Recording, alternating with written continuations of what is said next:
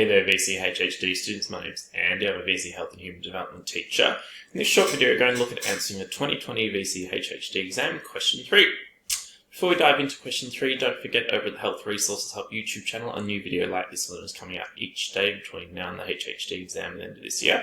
You can subscribe with the button in the bottom corner of the video there. Please let your HHD friends know they can do so too to access all of those videos. In less than a week, the ACE HHD exam preparation sessions kick off, and I'm presenting both of those this year. You can book a spot to them at book.acevce.com. You can see our social media links there, and also our email if you've got any questions or suggestions for videos you'd like me to work on. So you can see here, question 3 in the 2020 exam was worth 9 marks, and it started with these two graphs looking at 5 leading factors contributing to deaths in Australia for females and males. And so over on the y-axis there you can see it was number per 100,000, and along the x-axis there the factor.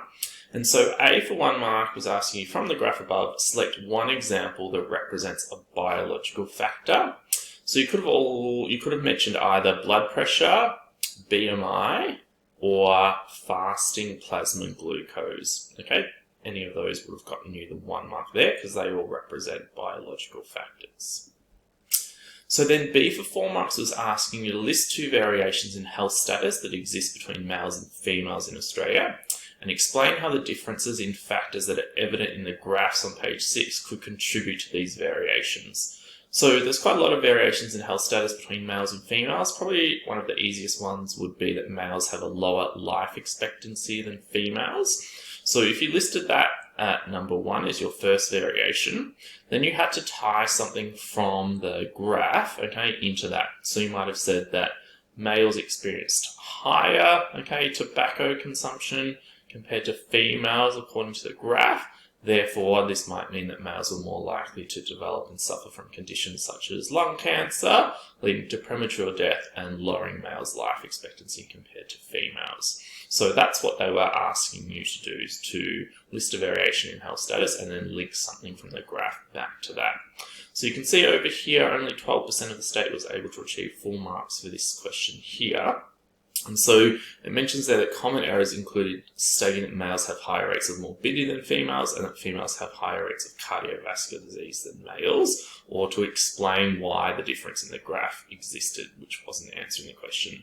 So they've given a couple examples there of high scoring responses. So the first one was similar to what I just mentioned before. The second one there is males have higher mortality rates than females. This could be due to the higher dietary risk males experience females, which was evident in the graph again.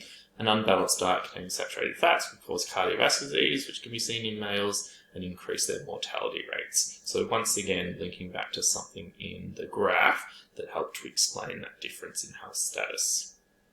Then C for 4 marks was asking you to describe 2 ways in which the Australian dietary guidelines could be used to bring about dietary change and decrease death rates. Now, don't forget there's 5 Australian dietary guidelines, but this is really focusing on the ones that are linked to dietary change. So it mentions down here in the examiner's report that quite a few students linked into guideline 1, which was linked to levels of physical activity, but that wasn't an example of dietary change. So probably guideline 2, regarding enjoying a wide variety of nutritious foods and 5 food groups every day, or guideline 3, which talks about limiting your intake of things such as saturated fat, added salt, sugar and alcohol, would have been the best ones to choose. And so once you've chosen and stated one of those, then link that to a decrease in death rates. So it mentions also in the examiner's report there that referring to a specific disease was required. So for example, if you did choose guideline 2 and talk about a wide variety of nutritious foods,